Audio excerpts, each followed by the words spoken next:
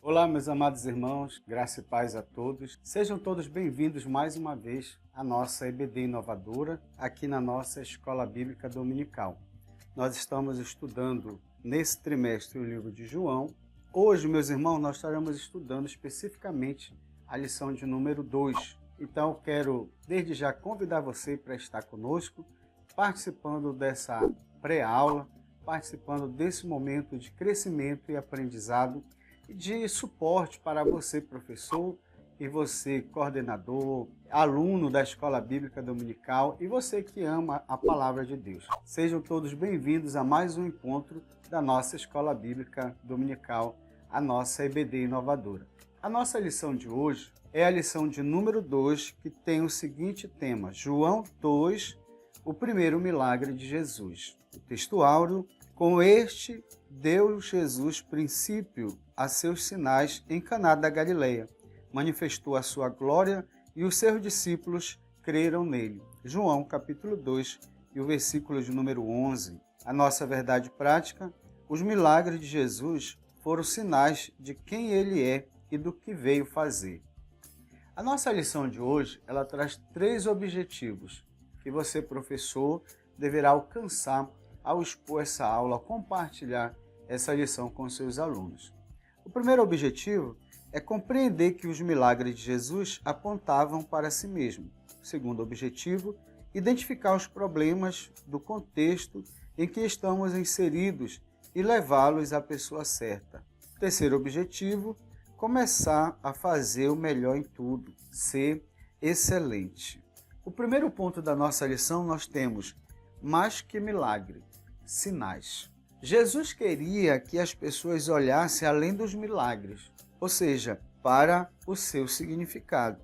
Os sinais de Jesus apontavam para ele mesmo, lançavam luz sobre a sua pessoa e obra.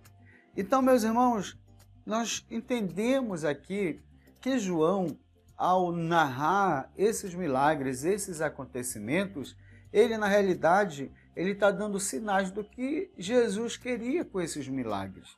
Às vezes nós estamos tão apegados ou nós nos apegamos tanto ao milagre que nós esquecemos daquele que realiza o milagre.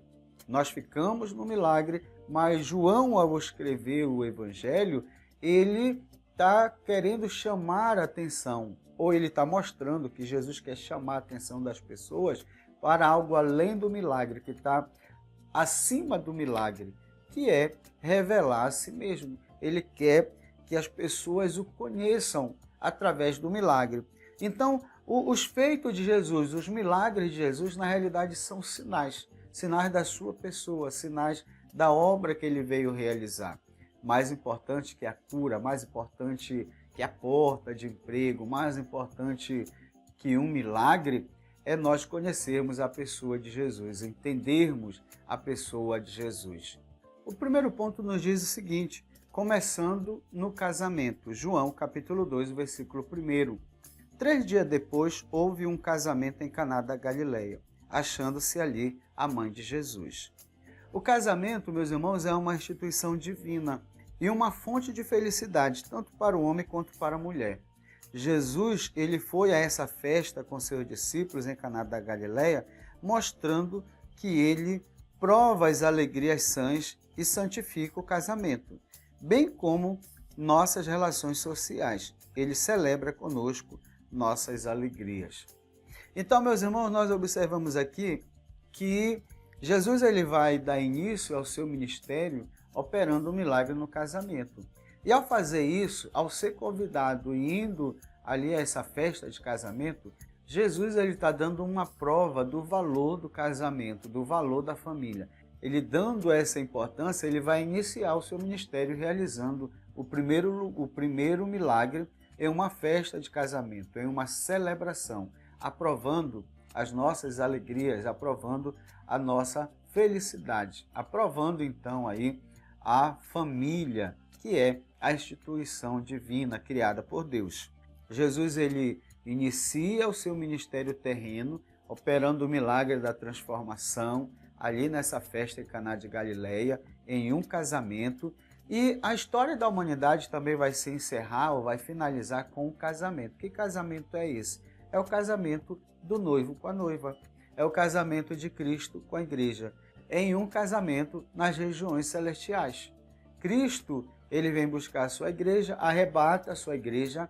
A igreja, então, após o arrebatamento, passará pelo tribunal de Cristo, que é um julgamento para recompensa, onde todos os santos serão julgados e recompensados. Vai haver recompensa, coroa, galardão. E após isso, Cristo, então, vai celebrar o casamento com sua noiva, que é a igreja. Esse casamento acontecerá nos céus. Então, que coisa interessante. Jesus inicia na terra o seu ministério operando o milagre no casamento, transformando água em vinho, e a história da humanidade terminará também com um casamento, ou a história da igreja terminará com um casamento no céu. Cristo e sua igreja amada, após ser arrebatada e passar pelo tribunal de Cristo. O segundo ponto da nossa lição, Jesus deve ser convidado. João capítulo 2, o versículo 2, nos diz da seguinte maneira: Jesus também foi convidado com seus discípulos para o casamento. Meus irmãos, nesse tópico aqui, nesse subtópico, a gente vai conseguir observar que Maria, ela provavelmente era conhecida dos noivos, alguém próximo dos noivos. Então Maria é convidada e com isso Jesus também é convidado, juntamente com seus discípulos. E nós precisamos compreender aqui que Jesus ainda não tinha toda a fama que nós conhecemos, ainda não estava conhecido, Jesus ainda não estava realizando milagres, ainda não tinha efetuado nenhum feito sobrenatural. Então Jesus ainda não estava conhecido. Mas Maria foi convidada e Jesus também foi convidado. Então que coisa maravilhosa, né? O fato dos noivos que estão iniciando uma família, que estão prontos ali para o casamento, terem convidado Jesus. Por que isso é importante, irmãos? Porque por mais que os noivos se amem, por mais que o homem ame a sua noiva, a mulher ame o seu noivo, eles vão se unir nesse casamento, pessoas diferentes, que vieram de lares diferentes, de contexto diferente, agora vão se unir e estão apaixonados, vivendo aquele período que nós estudamos em Cantares de Salomão, que é o período da primavera, onde tudo é lindo, tudo é perfeito, tudo é formoso, tudo é gracioso. Porém, meus irmãos, toda família, todo casal passa por dificuldade, toda família passa por problemas, toda família passa por momentos difíceis na vida, por crises, por desemprego, por doença. E nós precisamos entender que, nesse momento, a presença de Jesus é fundamental na nossa vida. A presença de Jesus é fundamental no nosso relacionamento, no nosso casamento. Porque todo casamento tem as suas dificuldades. Todo relacionamento tem os seus problemas. E quando aparecer o problema, é importante Jesus estar presente nesse relacionamento. Então, os noivos que convidaram Jesus, eles passaram por esse momento de necessidade, esse momento de crise. O vinho vai acabar. É só que Jesus está presente ali para fazer a diferença. É muito importante você conversar com seus alunos para que seus alunos compreendam que a presença de Jesus no relacionamento, no casamento, na família, é muito mais importante do que o sucesso, do que bens, do que posição social, do que dinheiro. Então, a presença de Jesus é muito importante. E aí fica um conselho para nós, um conselho para os seus alunos, os professores. É preciso convidar Jesus para os nossos relacionamentos. Jesus deve ser convidado para o nosso relacionamento, porque a presença dele vai fazer toda a diferença. Quando a crise chegar, quando o problema chegar, a dificuldade chegar, é importante Jesus estar presente. Glória a Deus. O terceiro subponto da nossa lição: Jesus está sempre presente. João capítulo 2, o versículo 3, a parte A, nos diz da seguinte maneira: tendo acabado o vinho. No presente contexto, o vinho era a principal provisão no casamento e também simbolizava a alegria. Um crente verdadeiro enfrenta lutas, dissabores, tristezas e decepções. Os filhos de Deus também lidam com doenças, pobrezas e escassez. Mesmo quando Jesus está conosco, somos provados para sermos aprovados. Olha só, meus irmãos, como nós falamos, agora aquele casal vai passar por crise. O vinho vai acabar. E nós vimos que o vinho simbolizava a provisão ali no casamento. O vinho simbolizava a alegria.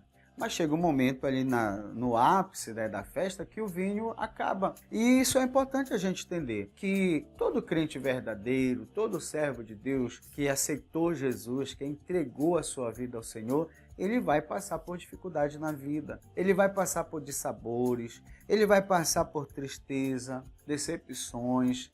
Isso faz parte da nossa vida. Mas você pode perguntar, mesmo quando Jesus está conosco, mesmo quando a presença de Jesus está conosco, sim, mesmo Jesus estando presente, nós não estamos isentos da luta. Porque, meus irmãos, a luta, a dificuldade na nossa vida, ela cumpre dois propósitos. O primeiro propósito da luta, das aflições, é que elas vão forjar o caráter de Cristo na nossa vida. Ou seja, Jesus será formado em nós, a nossa vida será aprimorada. Jesus vai usar a dificuldade, o problema, não para acabar com a nossa vida, não para nos matar, não para nos parar. Ele vai usar essa dificuldade que nós vamos passar, ele vai usar essa tristeza, esse problema, para forjar Cristo em nós, para nos amadurecer, para nos fortalecer, para nos tornar pessoas melhores. Então, quando eu passo por luta, quando eu passo por dificuldade, quando você passa por lutas, por dificuldade, Cristo está forjando em nós um caráter,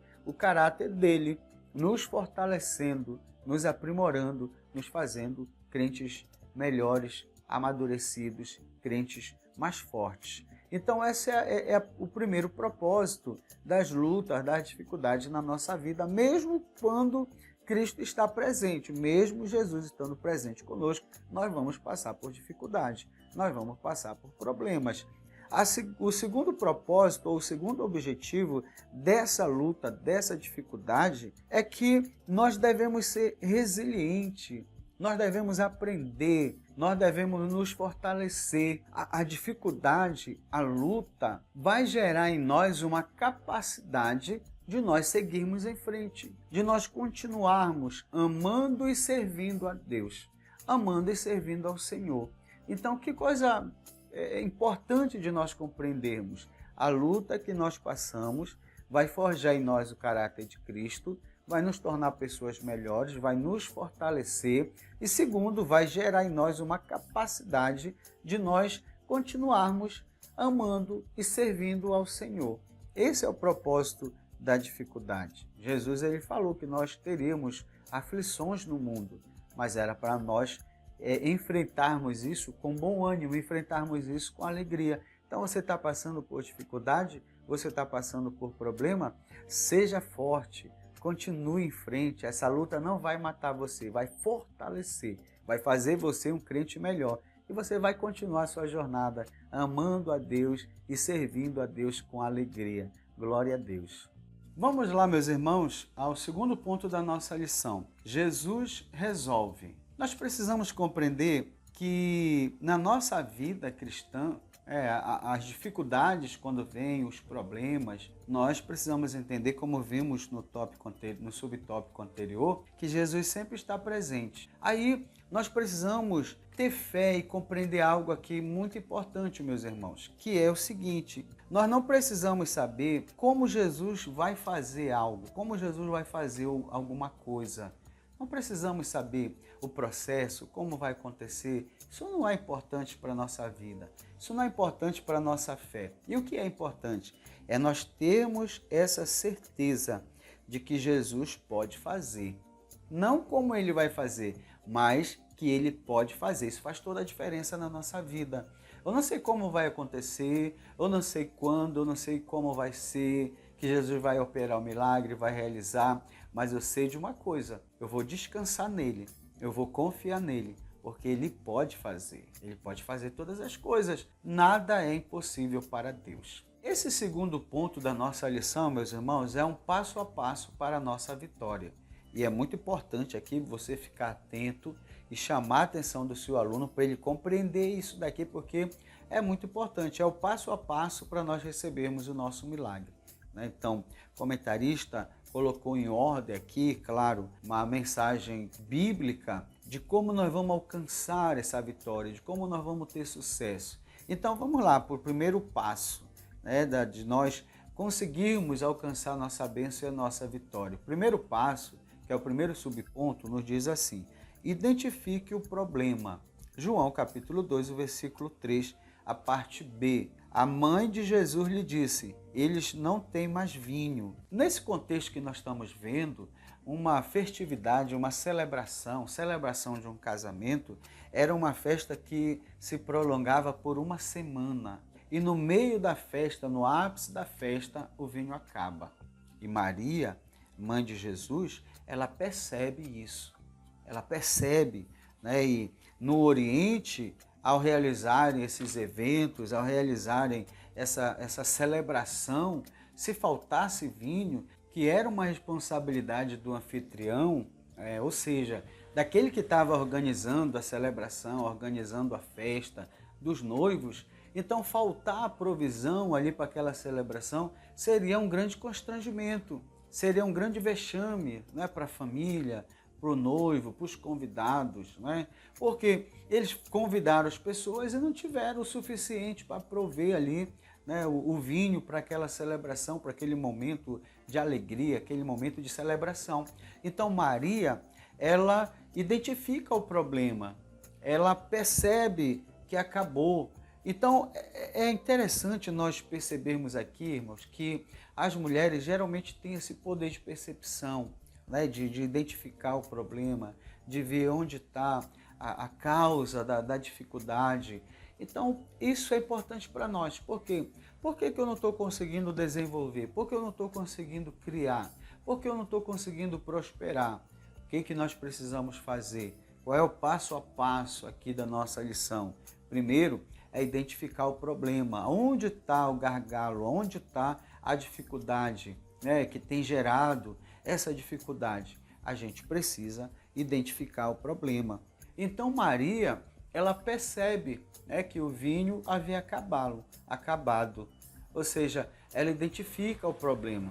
E aqui fica uma orientação para nós, uma orientação para você passar para o seu aluno da escola dominical. A orientação é, irmãos, que a gente precisa identificar o problema. E quanto mais rápido o problema for identificado, mais fácil será para nós alcançarmos a solução. Porque se nós não identificarmos e não trabalharmos daquilo para resolver o problema, será pior para nós, porque o problema ele vai se potencializar. Então observe muito bem esse primeiro passo aqui, é identificar o problema. Que situação você está passando?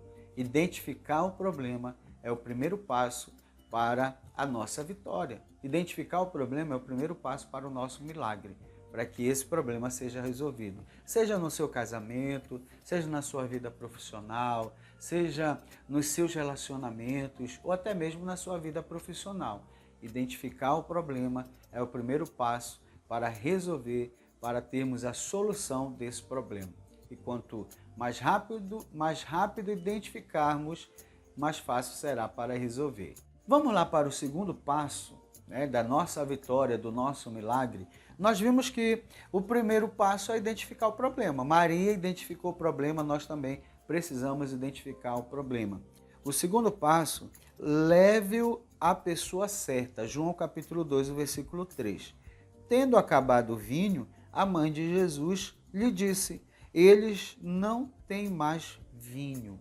Olha só, após identificar, nós precisamos levar a pessoa certa. É impressionante a atitude de Maria, uma atitude assertiva, que deve ser a minha atitude e a sua também. A atitude dela, ao perceber, ao identificar o problema, que o vinho havia acabado, ela não sai levando para os convidados, ela não sai levando para qualquer um, ela leva para a pessoa certa. Quem é a pessoa certa? É Jesus. Jesus estava presente ali no casamento. Jesus foi convidado e ele estava lá presente. Então, ao identificar o problema, Maria vai levar o problema à pessoa certa, que era Jesus. Ela parece assim que nós observamos, né, que ao identificar ela fica ali preocupada, né, com os noivos, ela fica preocupada com a família. Ela chega então aos ouvidos de Jesus e dá uma impressão que ela sussurra, né? Jesus, eles não têm mais vinho. Acabou o vinho. Ela leva a pessoa certa. E isso é importante para nós recebermos a bênção, para nós recebermos o nosso milagre, é nós levarmos a pessoa certa. Muitos ministérios hoje, meus irmãos, estão destruídos. Muitas famílias hoje estão destruídas. Muitos casamentos, relacionamentos foram destruídos porque a pessoa levou o problema à pessoa errada. Não levaram a uma pessoa de Deus, um homem de Deus, e receberam um conselho que não era da parte de Deus, uma orientação errada. Quantas pessoas chegam com alguém e aí uma irmã chega com alguém e diz, olha, eu estou passando uma dificuldade no meu casamento, e alguém dá um conselho, não, acaba com isso, termina, separa, abandona, vai embora. Então, por conta de se levar o problema à pessoa errada, muitos ministérios, relacionamentos, casamentos foram destruídos. Então, nós precisamos levar a pessoa certa. Nossos dramas familiares não devem se tornar motivo de murmuração, mas de intercessão. Em vez de envergonharmos a família com a divulgação de nossas limitações e fraqueza, devemos confiantemente apresentar essa causa a Deus em oração.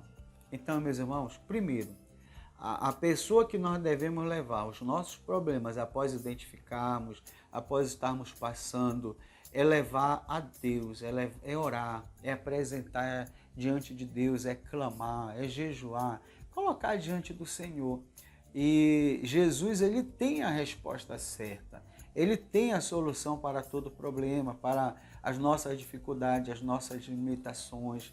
Muitos casamentos estão em crise, muitos ministérios estão em crise, porque em vez de levar o problema a Jesus, eles levam para a rede social, eles colocam no Facebook, eles colocam ali no Instagram, e aí todo mundo fica sabendo, todo mundo fica dando uma visão errada, uma opinião errada, todo mundo quer apresentar uma solução que é uma solução inadequada.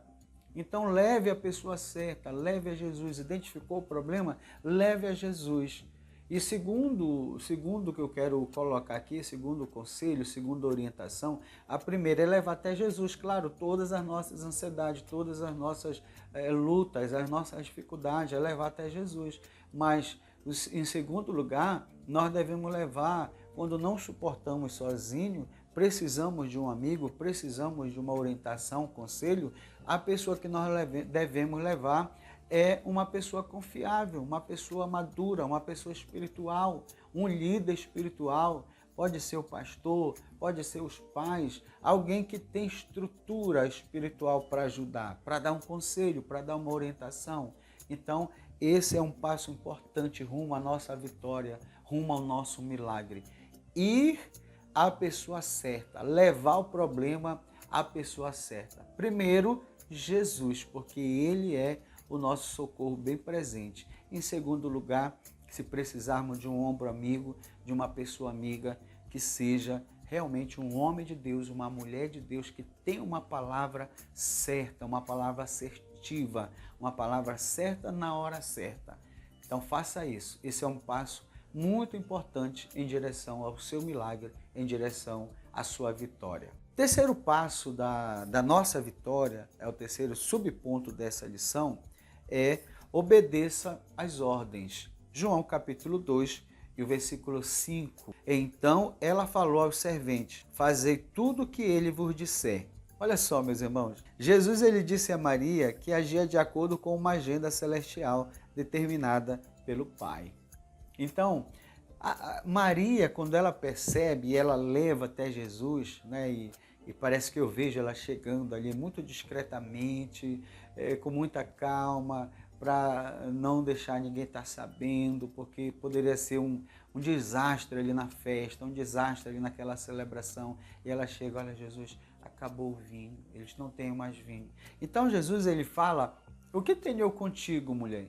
E algumas pessoas, né, podem se entender errado. Nossa, como Jesus era ignorante, era rebelde, tratou mal a sua mãe. Não, não, nada disso. Naquele contexto, quando se falava de mulher, era uma forma educada, era uma forma carinhosa. Então, ao Jesus falar com a sua mãe, e ele chama de mulher, mulher, que tenho eu contigo? Ainda não é chegada a minha hora. O que Jesus está falando é que ele tem um momento certo para todas as coisas. Ele está cumprindo uma agenda que Deus estabeleceu para ele. Ele veio para se revelar. João está falando sobre isso. Ele veio para se revelar, mas tem um momento certo. Nós não precisamos falar para Jesus em que momento ele deve agir, da forma que ele deve fazer. Ele tem todo o poder, ele sabe todas as coisas, ele sabe o momento exato. Então é isso que ele quer falar para sua mãe, que ele está obedecendo a uma agenda.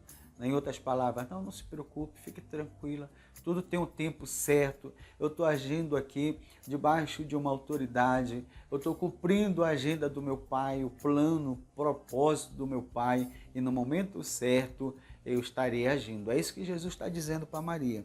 Maria, ela não sabia, né, de que forma Jesus ia fazer, ela não sabia como ia acontecer, mas quando ela entrega, né, o problema na mão dele, quando ela comunica, dizendo, olha, acabou o vinho, eles estão sem vinho, e ela passa a confiar nele, ela passa a confiar em Jesus.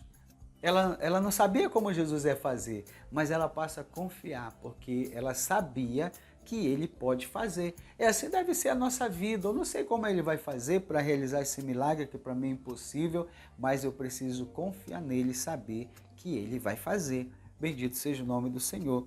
Então ela fala para os servos, não é, que estejam ali à disposição de Jesus e obedeçam às ordens dele. Então a obediência é muito importante. Nós precisamos obedecer.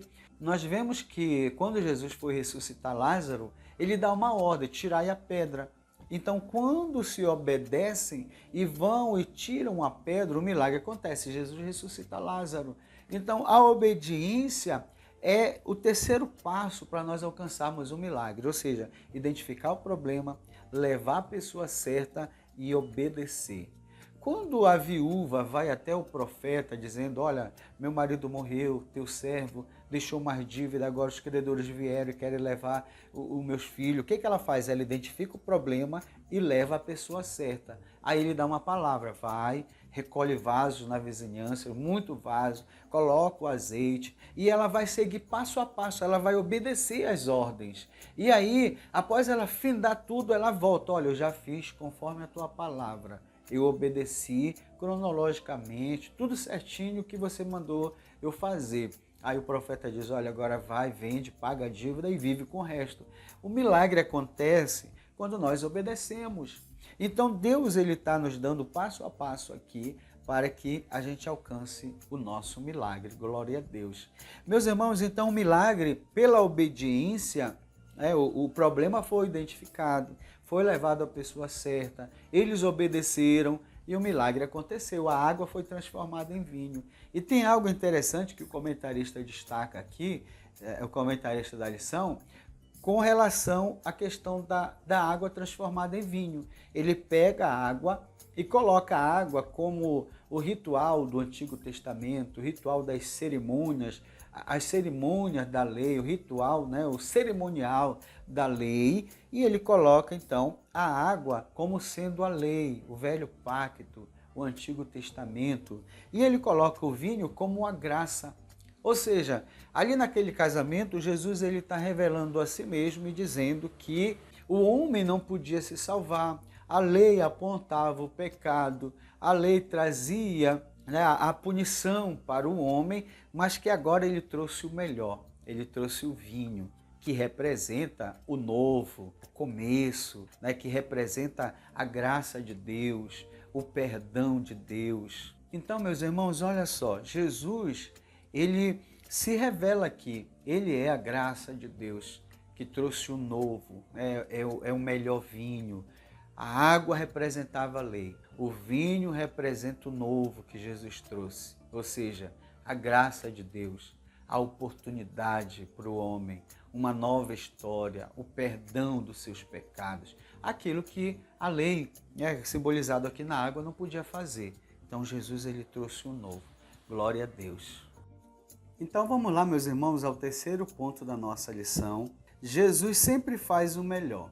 Aí eu quero deixar já uma pergunta aqui para você, e você pode perguntar também para o seu aluno, lá na sua classe, na escola dominical, se ele tem dúvida. Você tem dúvida a essa afirmativa? Jesus sempre faz o melhor. Você tem alguma dúvida disso?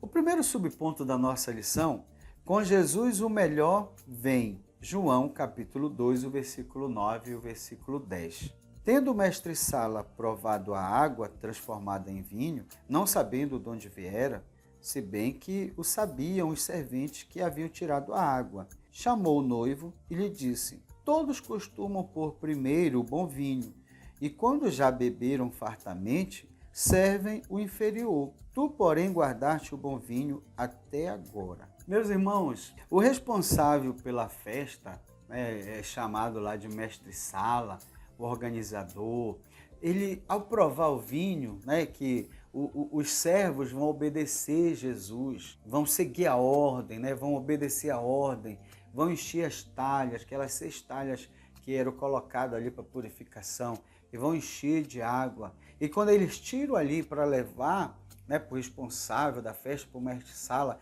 e ele prova, ele vai provar e perceber aqui um vinho diferente, um vinho melhor. E a tradição aqui nesse contexto, como era que funcionava? Quando se dava uma festa, uma celebração, principalmente nesses dias, que o casamento poderia durar até 7 dias, uma festa, uma celebração. Então, os organizadores, eles pegavam o melhor vinho e começavam a distribuir. E no andar da festa, quando as pessoas já estavam ali cheias do vinho, já alegre, seus sentidos já não muito ali dentro da normalidade, já estavam já felizes, cheios de vinho. Então os organizadores começavam a servir um vinho inferior, porque não ia mais fazer diferença, porque todo mundo já estava farto, todo mundo já estava ali satisfeito, todo mundo já tinha bebido muito, comido muito, então não iria perceber, não ia ter diferença. Mas quando ele prova o vinho, ele percebe que era um vinho superior, era um vinho melhor. Então, o que faz? Ele chama o responsável, ele chama o noivo, que geralmente era o responsável ali pela provisão ali no casamento. Então ele chama e ele diz: olha, você quebrou o protocolo, não é assim que é feito. Geralmente se guarda o vinho ruim, serve primeiro o vinho bom, e quando já beberam bastante, aí serve o vinho inferior. Mas tu guardou bom vinho até agora, Ou seja, ele está falando: olha, tu deixou bom vinho para o final, você fez diferente. Você quebrou o protocolo, Você fugiu ali do padrão. Então é isso que o mestre-sala está falando: olha, agora veio o melhor vinho para a festa. Ele não entendia que havia acabado o vinho. Então, quando Jesus opera um milagre, Jesus ele traz o melhor. E aí é importante nós entendermos, é importante o seu aluno entender que quando Jesus intervém, o melhor acontece.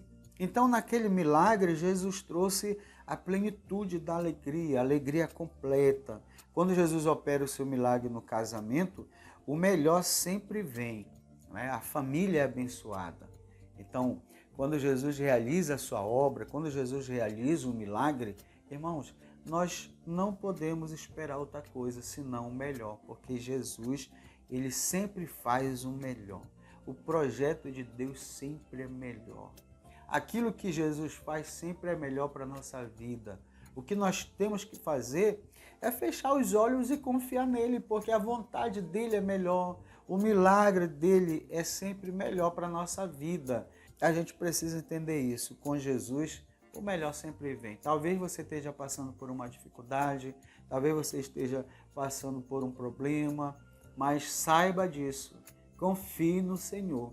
Se Jesus está com você, se nós estamos com Jesus, o melhor virá. O melhor de Deus vai acontecer na sua vida. O melhor de Deus vai acontecer na sua família. O melhor de Deus vai acontecer no seu ministério. Confie, continue confiando, porque vai acontecer. Foi assim que aconteceu, né, lá neste casamento, e o mestre Sala não estava entendendo. Mas nós compreendemos. O mundo pode até não entender. O mundo pode até não compreender, mas nós que conhecemos Jesus, que estamos com Jesus, nós entendemos. Quem está com Jesus tem o melhor. Quem está com Jesus vai receber o melhor.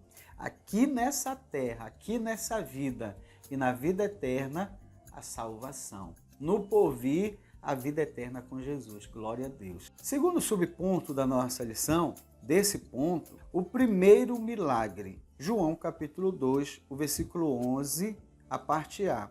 Com este o quê? Este milagre, este sinal, deu Jesus princípio a seus sinais em Caná da Galileia. Glória a Deus. Olha só, meus irmãos, além de ser o primeiro milagre de Jesus registrado na Bíblia, existem outros fatores que apontam para o significado deste milagre, como sendo o primeiro. Então, algumas pessoas dizem, não, porque Jesus, quando era criança, operou muitos milagres e tal. Não, isso daí não é uma verdade bíblica, porque nós vemos aqui na palavra de Deus que Jesus inicia, ele faz o seu primeiro milagre neste casamento, e a gente pode ver isso. Olha, primeiro, como o casamento foi a primeira instituição divina, Cristo realizou seu primeiro milagre numa festa de casamento. Então, assim como a família foi a primeira instituição, e Cristo ele vai se revelar, né, nessa celebração, porque foi a primeira instituição divina, a primeira criação de Deus, criando o homem, criando a mulher, criando a família. Então Jesus ele é uma boa ocasião, é um bom momento para ele se revelar, para ele começar o seu ministério, operando o milagre da transformação num casamento. E isso ele autentica o valor, a importância da família, a importância do casamento. Glória a Deus. A segunda evidência, né, é como Cristo tinha manifestado a si mesmo de forma tão discreta no jejum no Monte da Tentação, agora se manifestava publicamente oferecendo provisão. Ou seja, Jesus ele nunca foi vaidoso, orgulhoso, queria a atenção para si, sempre ele foi humilde, né? Ele nos deu demonstrações disso, da sua humildade. Ele era humilde. Mas Jesus ele está provando aqui nesse primeiro milagre que tudo tem um tempo. E ele está cumprindo uma agenda, a agenda do seu Pai, um cronograma. Ele veio para resgatar o homem, ele veio para morrer no nosso lugar, ele veio para operar sinais, operar maravilhas. Então, tudo tem um tempo. Então, houve o tempo dele estar no deserto, jejuando, buscando, se preparando. Mas agora que ele aproveita esse cenário e ele vai revelar a si mesmo através da operação do milagre, através desse sinal, transformando água em vinho. Terceiro, Jesus não transformou pedras em pães para atender Satanás, mas transformou água em vinho para manifestar a sua glória. Que coisa interessante, meus irmãos. Quando Satanás vai tentar Jesus no deserto, né, Jesus está com fome e ele manda, né, Jesus, olha, tu não és filho de Deus, transforma essa pedra em pão, você está com fome, aí você já se alimenta.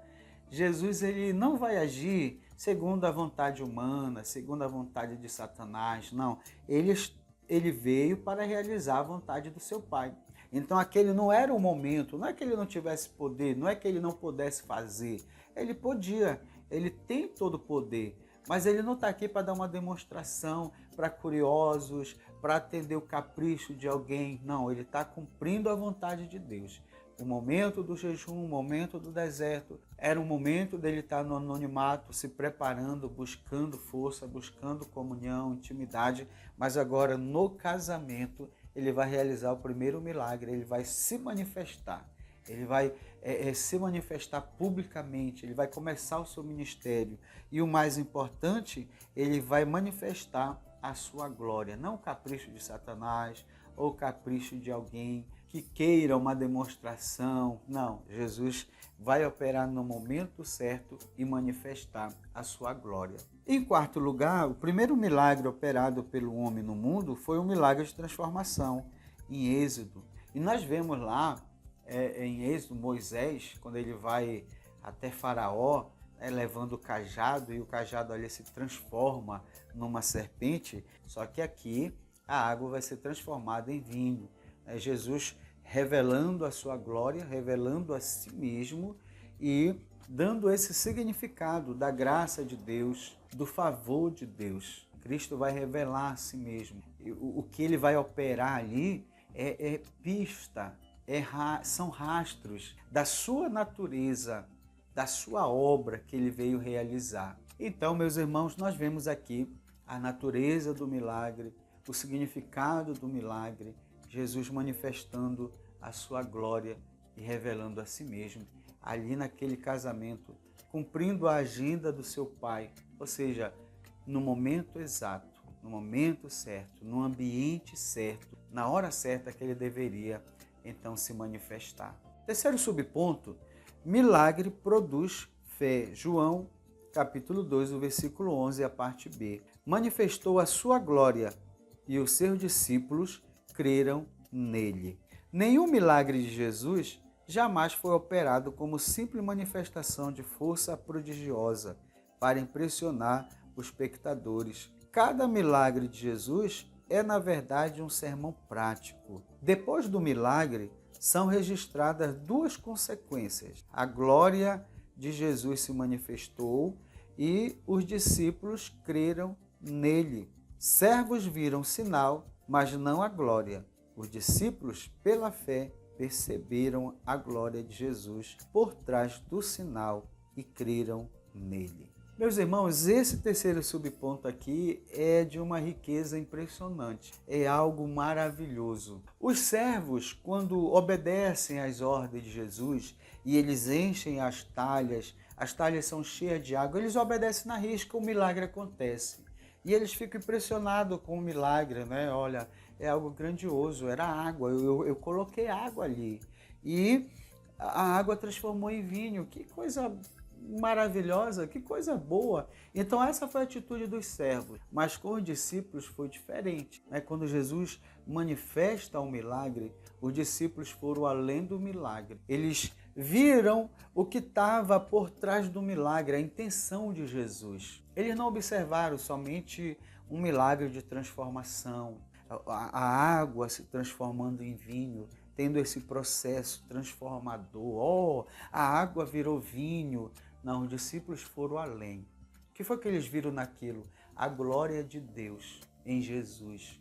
Jesus estava sendo habitado pela glória de Deus. Não é o sinal pelo sinal. Eles não ficaram presos no sinal, impressionados com o sinal. Não, eles perceberam além do sinal. Eles perceberam a glória de Deus em Jesus. E o que isso aconteceu? Olha, eles percebem a glória, eles vão além do sinal. Eles veem a glória de Deus em Jesus através daquele sinal, através daquela mudança, daquela transformação. E a segunda coisa belíssima aqui é que eles creram em Jesus. Os servos não creram, eles obedeceram, não viram a glória e não tiveram essa mudança. Eles não creram em Jesus. Os discípulos não. Eles viram, perceberam a glória. Não era somente o sinal, é a glória de Deus. E isso fez com que eles crescem em Jesus. Eles passaram a crer mais intimamente, mais profundamente. Assim deve ser a nossa vida. Jesus realizou um milagre na sua vida, realizou um milagre na minha vida. Perceba, além do milagre, perceba que isso é a glória de Deus, é Jesus Deus, é Jesus o Filho de Deus, é o Jesus divino. Ele é o próprio Deus. E ao perceber essa glória, creia nele, continue firme, uma fé inabalável. Se ele fizer, ele é Deus, se ele não fizer, ele permanece sendo Deus. Se ele curar, glória a Deus. Se ele não curar, glória a Deus, porque nós estamos vendo a glória de Deus nele. E por isso nós cremos nele. Não é pelo sinal, não é simplesmente pelo sinal, não é simplesmente pelo milagre, é pela glória de Deus nele. É por isso que nós cremos nele. Bendito seja o nome do Senhor. Que aula maravilhosa, meus irmãos. Que aula cheia de graça, cheia de revelação da parte de Deus para nós. Vamos lá, meus irmãos, para a aplicação pessoal.